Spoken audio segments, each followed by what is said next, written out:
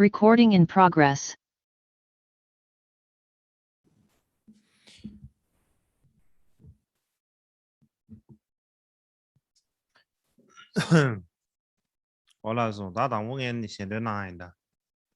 Okay, we will begin with the opening prayers.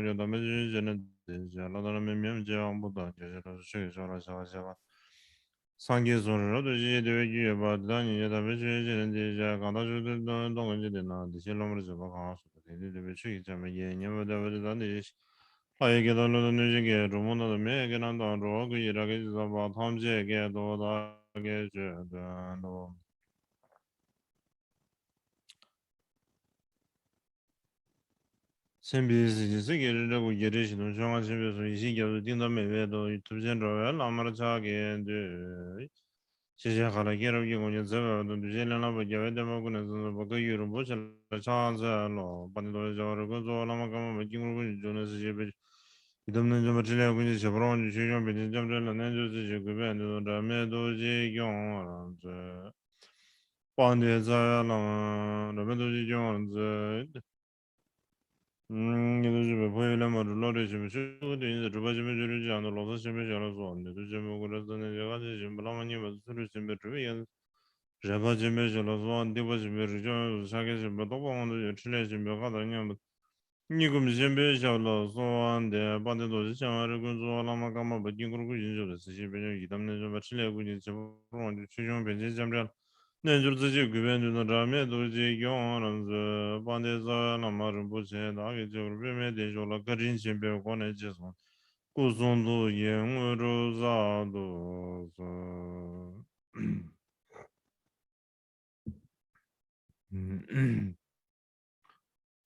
voilà 소다 디 다바지니마 dim버 처리하래 Today is the seventh day of the teachings. 신신나겐기 갸베 루숨도 슈베 까르근 카기 So I'd like to wish all of the Sangha members from the monasteries in India, Nepal, and Bhutan, the monasteries and nunneries, as well as all the people in all of the Dharma centers around the world, and everyone listening over the internet. I would like to, first of all, offer you my greetings.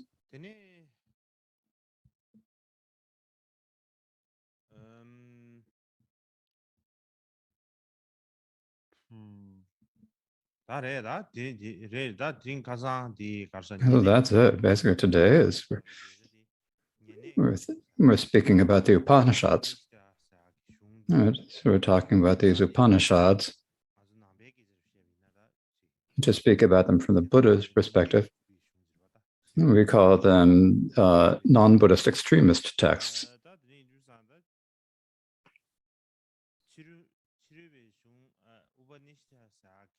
So these Upanishads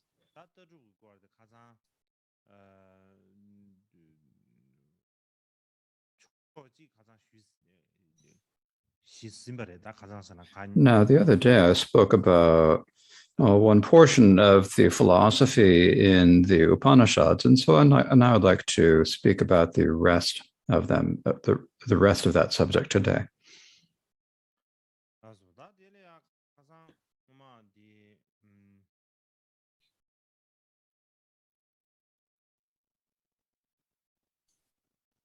When you speak about the philosophy of the Upanishads, we spoke about the view of the nature of the world, and also and then also talk about the view of the. We could talk about the cause, the view of karma, cause, and effect. That's what I said the other day, but now I think it's actually better to say the position of what the ultimate aim of practice is. And so here in the question, we're speaking about the positions of the ultimate aim of practice.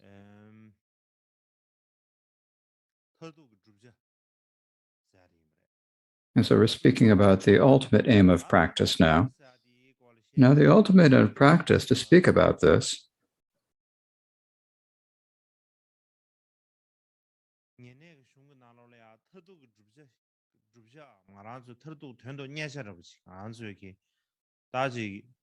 The Upanishads speak about the ultimate aim of our practice, or ultimately what we are seeking to get out of the practice in order to bring happiness. And so what we need to seek out then are two things. And of these two things, so they're basically two different causes. So the first of these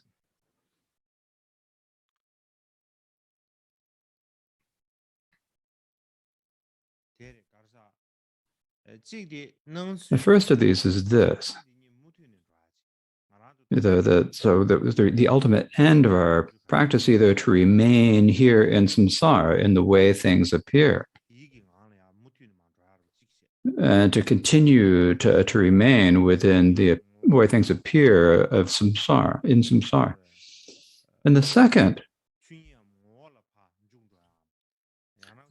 is to dissolve into the dharmata, or the essence, to enter this nature. And so what the first one is what we call samsara. The second is what is called liberation. And so there are two things that are waiting for us. So in the end, we are going to go to one or the other, either into samsara or into liberation. And in the Upanishads, when they distinguish between samsara and liberation, it's primarily distinguished by awareness and ignorance. Awareness is liberation, and ignorance is samsara. And so when you talk about the difference between ignorance and awareness, the difference is whether we are seeing or knowing the nature of the dharmata, or the basic essence. And so for that reason, we'd say awareness is the period when you have realized the way things are. This is called by the name liberation. And ignorance is the phase when we're deluded and ignorant, and this is called samsara.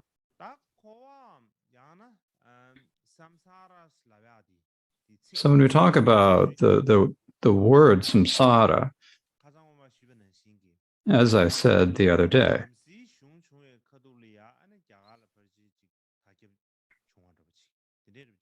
spread very widely. The word became very common during the time when the Brahmanas appeared. Then by the time the Upanishads appear, the view had become stable.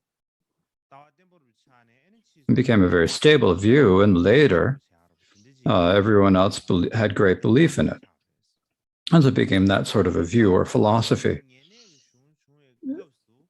In particular, during the time the Upanishads appeared,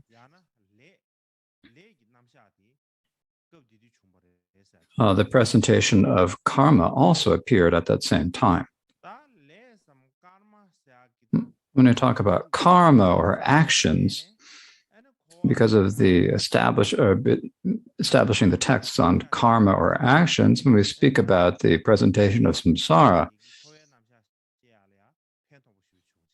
the presentation of karma or action is very important and beneficial for the presentation of samsara. So it's a very important. The presentation of karma is a very important aspect and basis for the understanding of samsara. And the reason is because when we talk about samsara, the cause for returning in samsara is karma. And so therefore, there is naturally a great connection between samsara and karma. But at this point in time, when they're speaking about samsara, is different between what's spoken at that time and what we speak about in the Buddhist texts. The presentation of samsara in Buddhist presentation is a more expensive and more complete presentation of samsara. Now, at that time, the presentation of the world at the time of the Upanishads was a bit of a simpler understanding and not as complicated.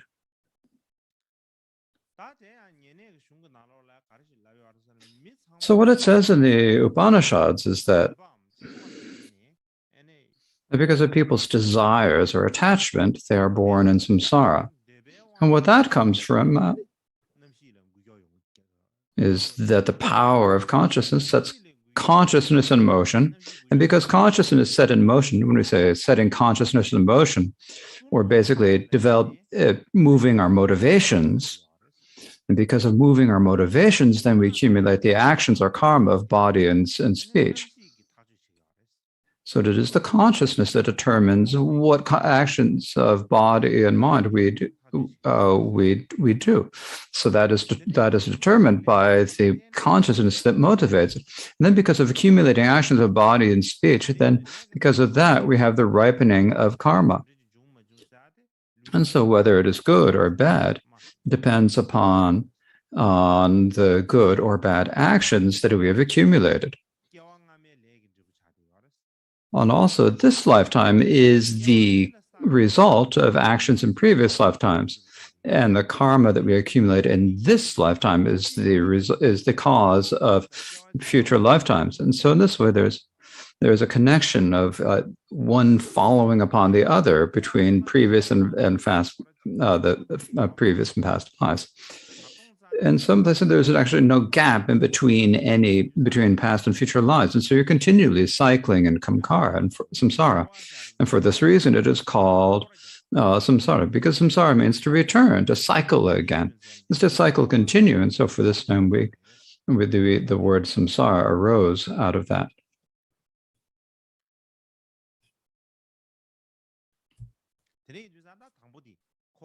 So first we've talked about we cycle in samsara because of karma, and so the presentation of karma arose at that time, and so this is beneficial or it had an influence on describing how we cycle in samsara.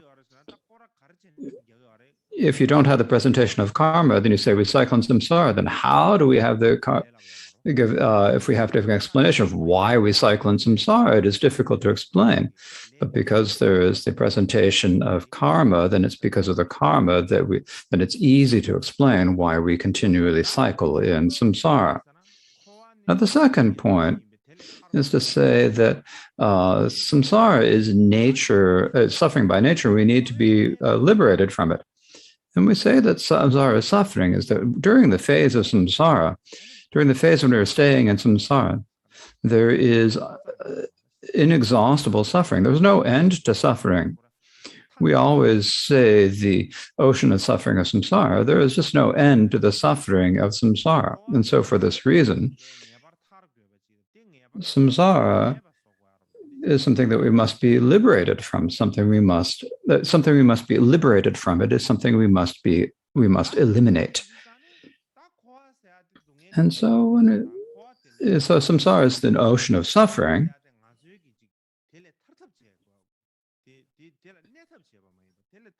And we should, instead of trying to stay in samsara, we need to liberate ourselves from it. So for these reasons, there developed a view of having revulsion for the world. There's a way of thinking of having revulsion for a world. And so this is the time when it appeared in India. And the reason is because samsara, the world of samsara is suffering by nature, and we need to find ways to escape from it. And so what happens is we developed this view of they developed the view of the revulsion for the world.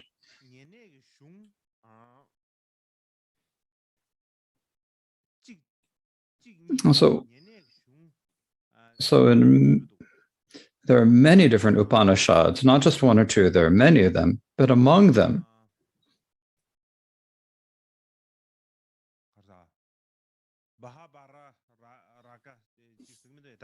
there's an Upanishad called the Brihadaranyaka. So among the Upanishads, there's one called the Brihadaranyaka Upanishad. And this is a particular Upanishad in which it describes that the Atman, or the self, the non-Buddhists assert that there is a self, right? They say that self alone is immortal. The self alone is immortal, and everything else is by nature rising and perishing. It is by nature suffering. The self alone is immortal, and everything else has the nature of arising and perishing. And so at the time that the Upanishads appeared, the view of revulsion for the world gradually spread very widely.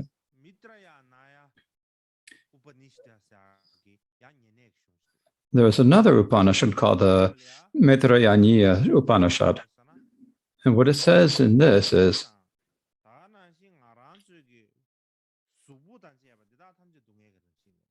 this world and our body are all completely suffering by nature. So this is similar to our Buddhist explanation of the external world being suffering and the internal sentient beings being the same. And it's very similar, and our aggregates of grasping are also suffering. And so this is a very similar explanation. In any case, there is an inextricable link between the view of samsara and the view of revulsion.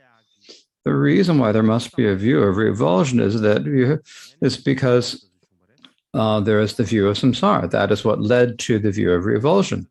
And the reason it led to that is that samsara is suffering by nature. And if we need to liberate ourselves from it,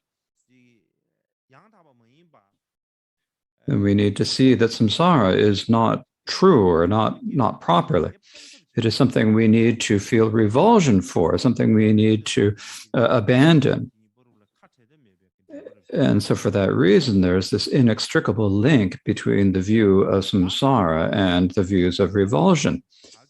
But because of such reasons and evidence, if we or someone wishes to cross beyond the ocean of suffering, then there's one method. And what is that? That is to rest in equipoise and meditation on the ultimate nature. So this is to resting the ultimate happiness, and that means liberation. Other than that, there is no other method you can choose. So next, I would like to speak about the assertions about liberation.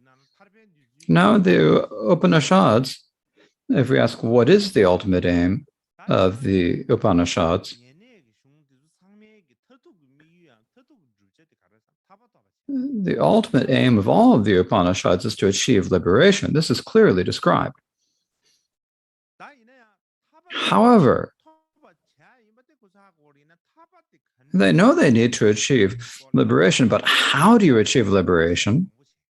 They had many debates and investigations over this.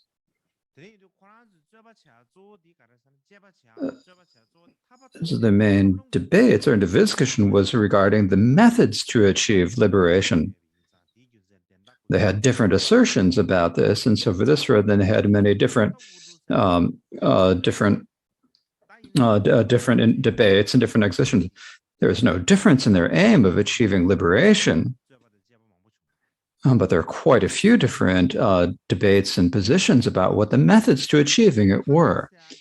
And so when the question of liberation initially appeared, what people thought at first was that people thought there's not much point in achieving liberation because it's like a lazy view. It's like pointless. Why is that? Because at that time, the understanding they had of liberation was like, just being released from bonds or shackles, and then just being happy and enjoying whatever you enjoyed. And they thought that there's not a whole lot of point to that, they thought. But when you look at that liberation from a different perspective, there's actually a more profound understanding of that. Because that means liberation means that right now we are enveloped in the darkness of delusion. And it's like our whole entire head is like swaddled by the afflictions. We're deluded by the afflictions. It's like our head is swaddled by the afflictions and we cannot understand anything at all. So what is liberation? It means eliminating that darkness of ignorance and eliminating the afflictions that have swaddled our head, and then eliminate or freeing ourselves from the cage of confused appearance to rest in the Atman. and to rest in equipoise in the true nature, or to just to be able to rest with one taste within the nature. So in the Upanishads,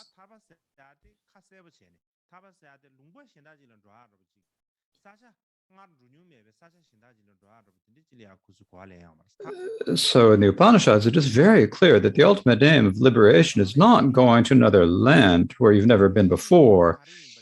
Instead, is actually discovering the nature that is within oneself, or it's a way of finding the method to rest within your own nature. So this is the method that they thought.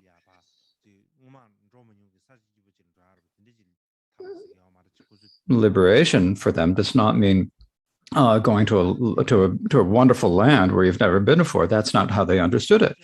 Now, in order to achieve that liberation, what you need, in order to achieve liberation,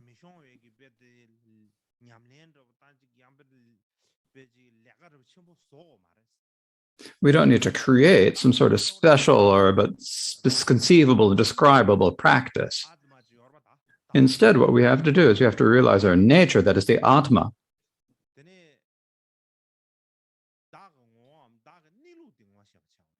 And we need to recognize our own nature, the way our self is, or the nature of ourself, and that is Brahma. We need to recognize the Brahma that is inseparable from our own nature, and when we realize that that alone is enough to achieve liberation, we do not need to do anything else. Now, one thing we need to note at that time is that we talk about awareness. At that time, they said vidya. When they talk about vidya, vidya they are speaking about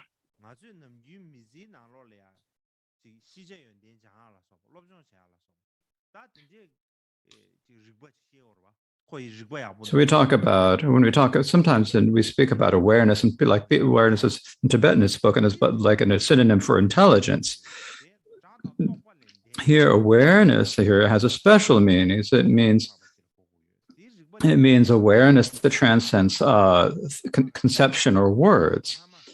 It is inconceivable and ineffable. It is called Atma Vidya, the awareness of the self, or it is called Brahma Vidya, awareness of Brahma.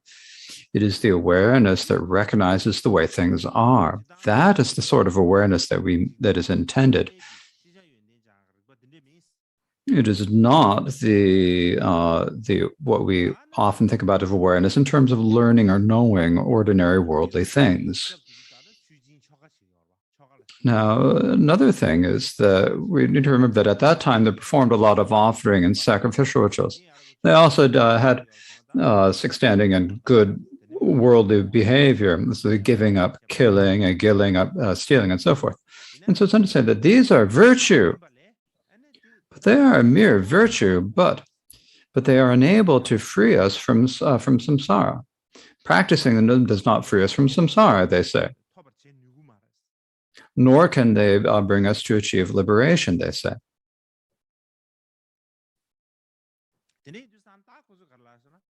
So what they say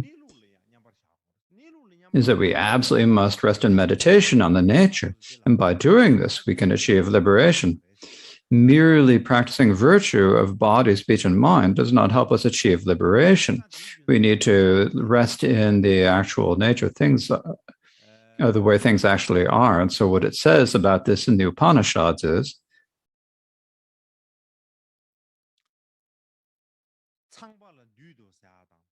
it says, I bow to Brahma, and also says Brahma Vidya, and so forth. And the awareness of Brahma, or about a Brahma. And so these are speaking about are not our worldly understanding of awareness or bowing as worldly people would ordinarily understand. Instead, it is saying that we must overcome the appearances of subject on object, or the perceiver and perceived, it is asserted. So that is how they described it. But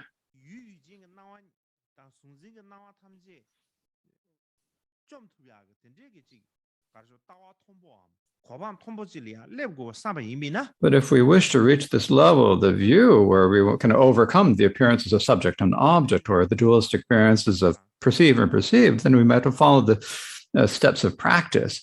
We have to train both our body and our mind.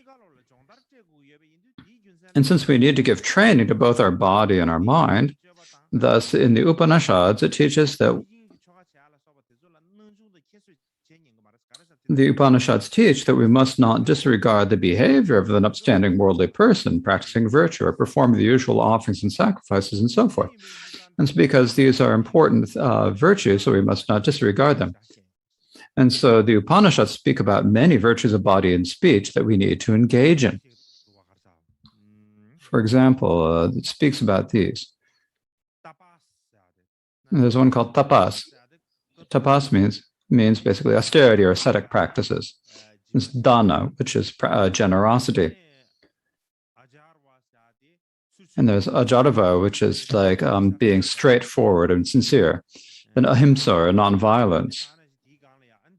In addition, it speaks about speaking truthfully and so forth. That's what speaks about the five yogas of the five behaviors of yoga. These are said to be very important for achieving liberation. Later, the Upanishads added the practice of nyasa. And so what nyasa is, it can sort of, it's a type of meditation where you're blessing the different parts of your body. And this is also an important aspect, an important element for achieving liberation. And if you have this element, then you will not be attached to anything in the world. And if you're not attached to anything, the afflictions that obscure will then naturally be pacified. And so along with this practice of nyasa, you also have to practice dhyana.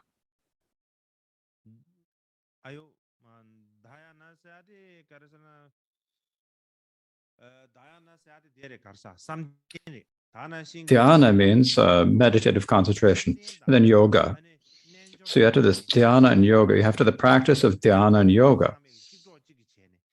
And see these each complement each other. They're very beneficial to each other. And so you need to practice all of them.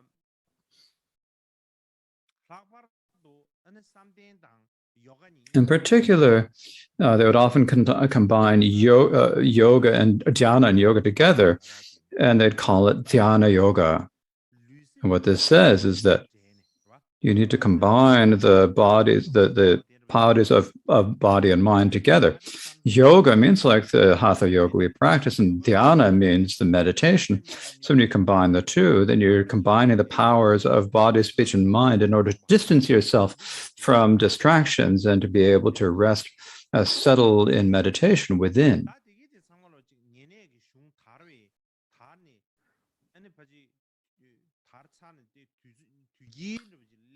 So this is probably around the middle of the period when the Upanishads were appearing. They'd already appeared. And so at that time, they began to have this great interest in the practice of dhyana. Basically, you have to practice all of these practices that I've just mentioned.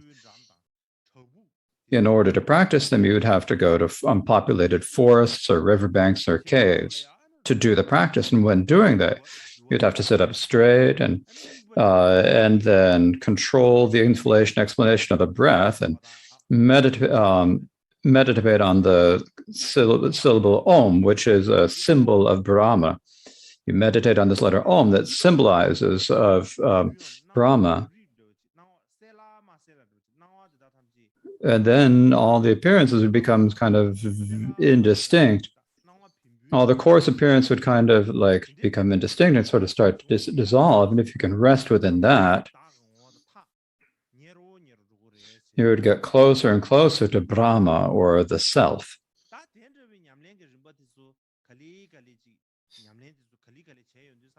And as you go through these stages of the practice, then eventually what happens is that the afflictions and stains would then become thinner and thinner. And then the vidya, the avorta vidya awareness would be opened. All the actions or karma accumulated in previous lives and so forth would gradually be purified. and as well and also all the results of that would ripen in future lives would also be extinguished. In the end, what would happen is that ignorance would be completely eradicated, and due to that, you would achieve the state of liberation. And they teach. So that is basically about the practice during the time of the Upanishads. Now, when to talk about the Upanishads, there are quite a few of them. There are many different Upanishads texts that are called the Upanishads. But among the ancient ones, then I said there are probably a couple dozen or so.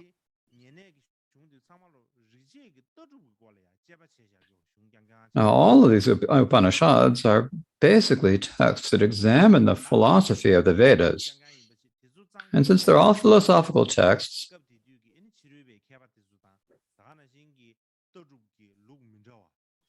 they're all they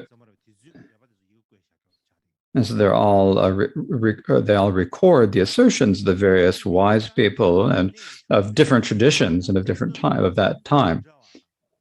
So thus the Upanishads, they have many different conflicting or even contradictory ideas about philosophy. And this is because they're recording the assertions and traditions of different scholars. And so what happens, and of course, sometimes they conflict with each other. And so this is, I think, the reason why by the end of the period when the Upanishads were appearing, there were many different philosophical schools that were spreading.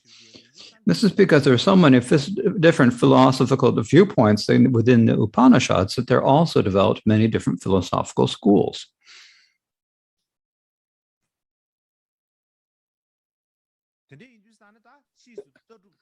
So later, during the age of philosophy, the reason why there are so many different philosophical schools is primarily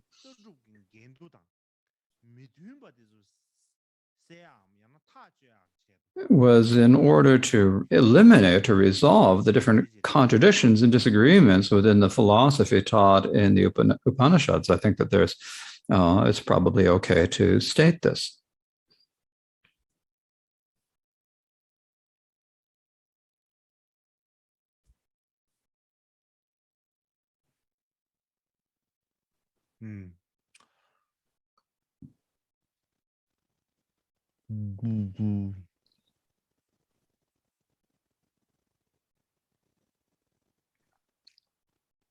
다 디젤야 So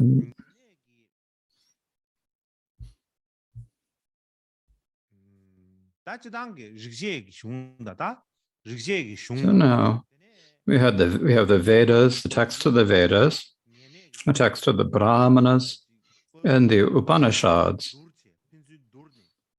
Now, if we compare them and see what are the different areas where they developed, and what are the distinctions in the time, the period in which they developed, in terms of the places where they appeared, the places of their origin, the Vedas originated primarily in Punjab, in the northwest of India. When the Aryan peoples arrived in Punjab, they developed the Vedas appeared, right? I mentioned the other day. So among these, this is primarily thinking about the Rig Veda is probably in Punjab. Now, the place where among the Vedas, there's the Atharva Veda that originated in the area around Varanasi. So now the Upanishads are from various different areas, from both the south and the north of India. And then there are the two great epics, the Mahabharata and the Ramayana. The Mahabharata originated in central India, and the Ramayana probably also originated in central India. Now, within the Vedas and the Brahmanas and the Upanishads, the biggest distinction is the way they think of the gods, the different ideas of what the gods are. And if we want to explain it simply, in the Vedas,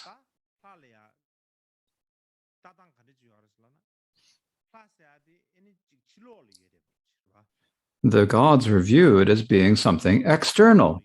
If you look outside and see something external to yourself, and they had forms, they're physical. And so you made offerings to these physical gods. Now, and as far as what the internal or actual God was, something that they kind of thought about a little bit, but they never really actually examined what it was. Now, when the Brahmanas appeared, we think about the gods that are external to us, those gods with physical forms are something we use, but the actual God is something else. And that is the actual, what we actually make the offerings to that actual God. During the time that the Upanishads appeared, the external forms of the gods are not the actual gods. And so it's like you disregard all those external gods. Instead, you think about the internal God, the actual God, or Brahma. And that is what you need to make offerings to. This is the actual thing that you need to make offerings to, the internal God, the God that is the nature of how things are. And so there's a big difference in how the gods are identified.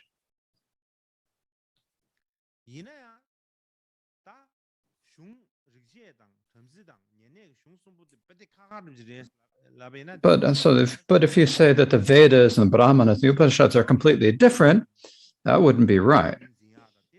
And because the reason is because the Brahmanas primarily propagate the philosophy, the rituals in the Vedas, and the Upanishads investigate with the philosophy taught in the Brahmanas according with intellectual logic. And so between these three different types of literature, there are also great connections. But if we were to think about when they appeared chronologically, then this is difficult to say. Sometimes at the end of a Veda, there is a word from an ancient from an early Upanishad. Sometimes from the end of a Upanishad, there is a word. There's a quotation from Brahmana.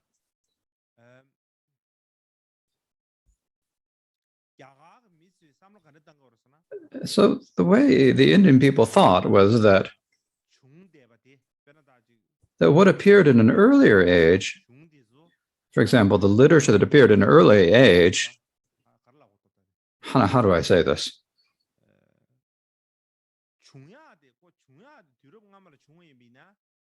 If something appeared in an earlier age,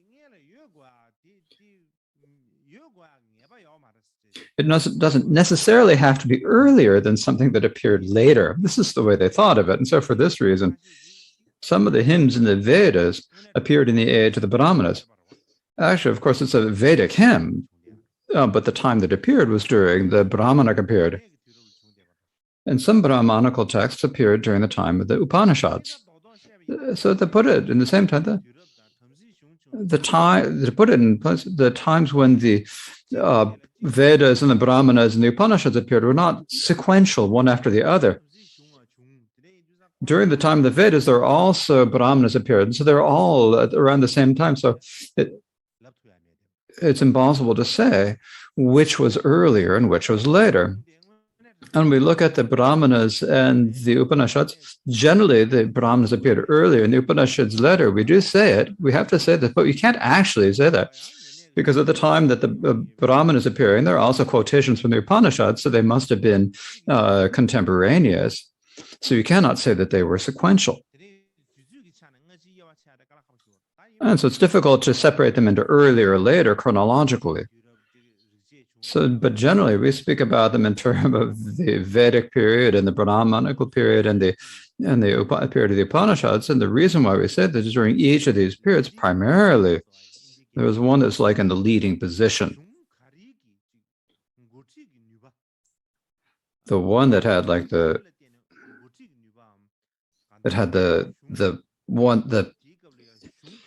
type of literature that had the primary importance, the primary effect. For example, during the Vedic period, it was the Vedas that were primary.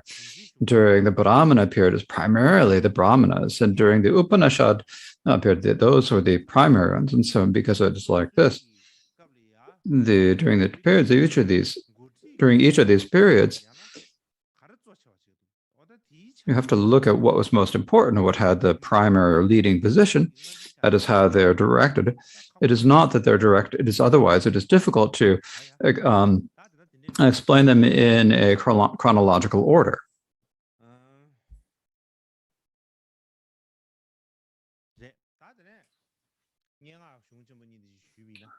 So now I'd like to speak about the two great epics.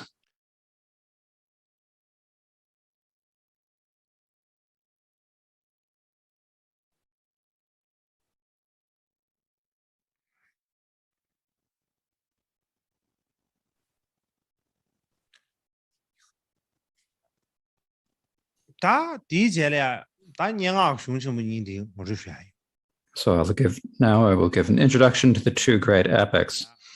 Now, during the late Vedic period,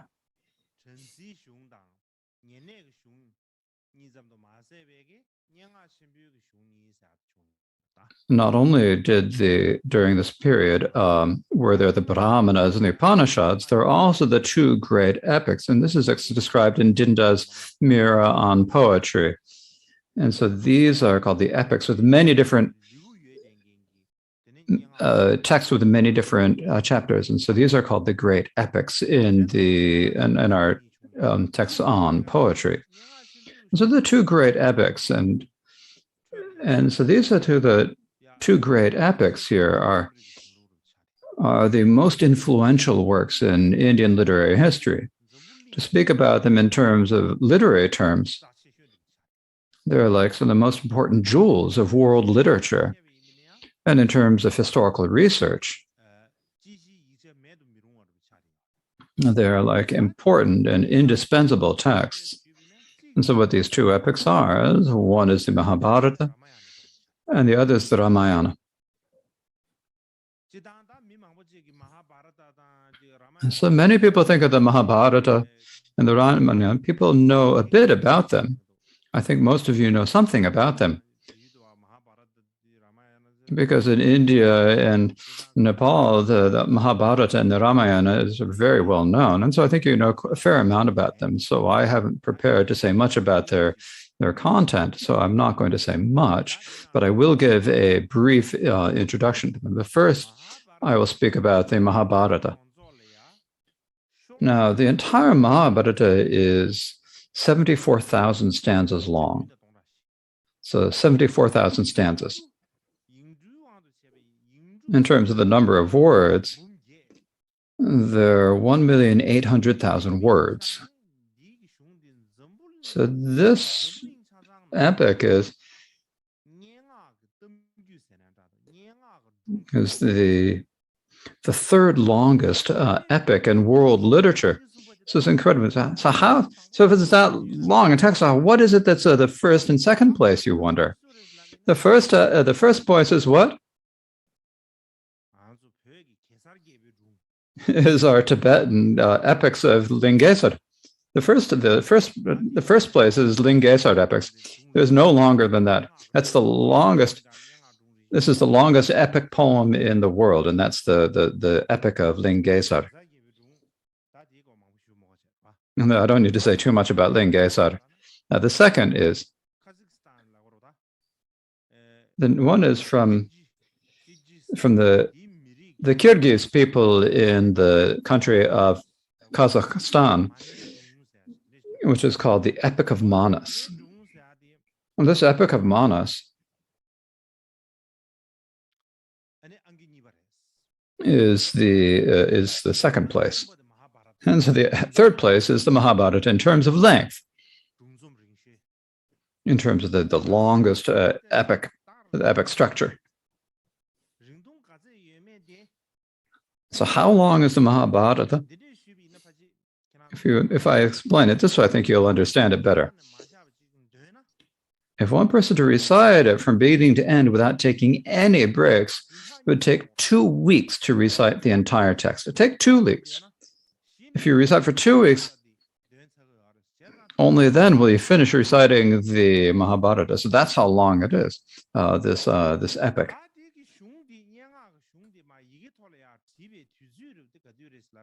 And now the time when the epic was recorded in writing, if we to make an estimate, is probably from around the 3rd century BCE till about the 5th century of the Common Era. So it's probably from the 3rd, the 2nd, and the 1st century BCE, and then the 1st, 2nd, and the Common Era, the 2nd, 3rd, 4th, and 5th. So probably around over 800 years. So it took about over 800 years to write the entire epic down. And since it took 800 years, we can understand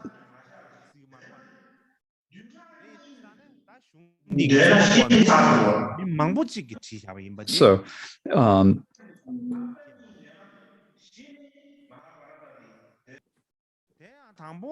so it is unnecessary to say that instead of only having one author, it must have had multiple authors. Now, when the Mahabharata first appeared, it was only recited orally. It was preserved in an oral tradition and only recorded in writing later. Now, what is said in India is that the first author of this text was a sage named Vyasa. And now another name would be translated as born in the dark land, but the most well-known name is Vyasa, the sage Vyasa. And so the sage Vyasa wrote it down, and so Vyasa wrote it orally, and so it was written down by Ganesha. This is the god with the elephant head, right?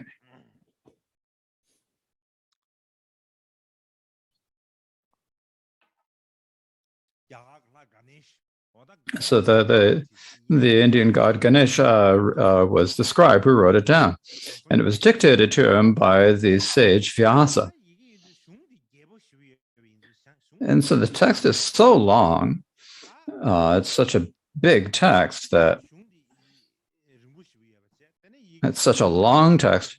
And he was writing, as he was writing it down, he was writing it probably through some magical power that the god's pen probably just wore out.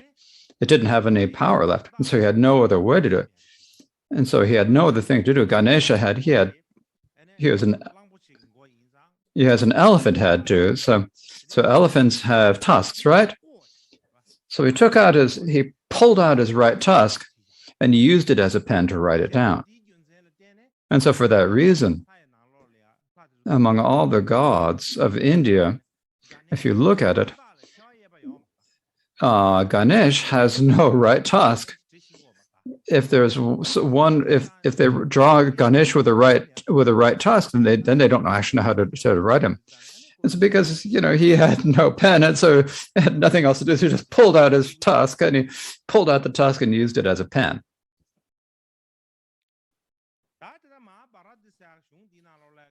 Now, one important thing about the Mahabharata is that it's like one important thing is that one of the extremely texts in the Indian literature is kind of like the Christian Bible called the Bhagavad Gita. So it's the Bhagavad Gita, and that is in the Mahabharata. So it is one portion of the Mahabharata text.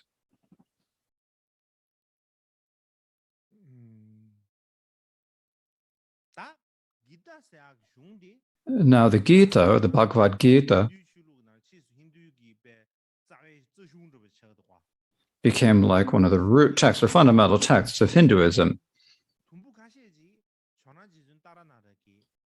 Now the Tibetan scholar Jonan Taranata translated some passages of it into Tibetan, but I don't know whether they have been preserved until this point.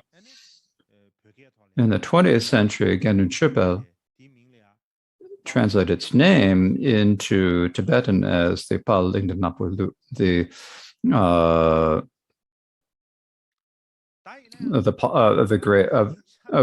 song of the great black Bhagavan. But they haven't the entire Mahabharata has not been translated. if someone can recite it, it takes 2 weeks to recite it, then you can tell from that how long it's going to take to translate it. So translating it into Tibetan, it would be very difficult. So the entire text has not been translated into Tibetan. But there are a few works that are related to it. And one of the most well-known among them, during the time of the ninth pension, there was someone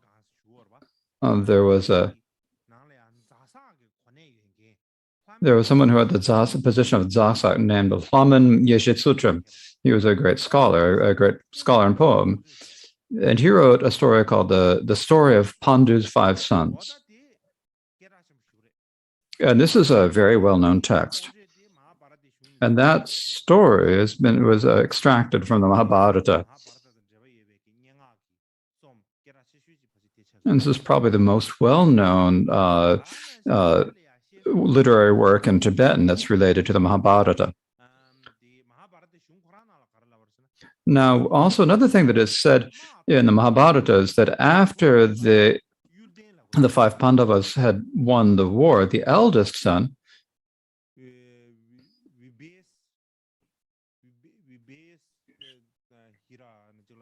his name is Yudhishthira, and so he governed the kingdom, and he ruled the kingdom, but in the past they had a war between relatives, and so he felt very despondent over this and felt a lot of revulsion for this, and he gave up his kingdom and then went to the Himalayas. And then they say eventually that he went to the realm of the gods, they said. So in the end, where did they say that? Where were the places of the gods? It was what we call the snow mountains. It was probably Mount Kailash in Tibet. So it must have been in Mount Kailash in Tibet. So this is where the gods lived. When they speak about the land of the gods, it is they probably mean Tibet, as some scholars say. Likewise, some Tibetan histories say that the first king of Tibet, Nyatri Tsempo, was this character Yudhishthira. And there is something to think about here. Now, if the first Tibetan king, Nyatri Tsempo, was Yudhishthira, it's difficult to say that for certain, but there is a saying that it is so. So now I'd like to speak quickly about the Ramayana. Now, the other great epic is the Ramayana. This is basically the story of the king Rama. Now, this epic is 24,000 stanzas long. So basically, it's like a quarter of the length of the Mahabharata. So if you divide the Mahabharata into quarters, this would be the length of a quarter of it. Now, its author is said to be the Maharishi Valmiki. And the time that it was recorded and written was from around 300 BC to about 280 or in the Common Era. So it took about that long to write the entire text. Now, you also probably know there's a really famous Chinese text called The Tales of Travels to the West. Later, and this is made into movies, right? So this is what we call the Treupakpa, the noble monkey. So in there's the character, the monkey Sun Wukong. So Sun Wukong, if we translate it into Tibetan, it probably means the monkey who realized emptiness. And so where his origin is from Hanuman. They took Hanuman as the basis for creating the character Sun Wukong.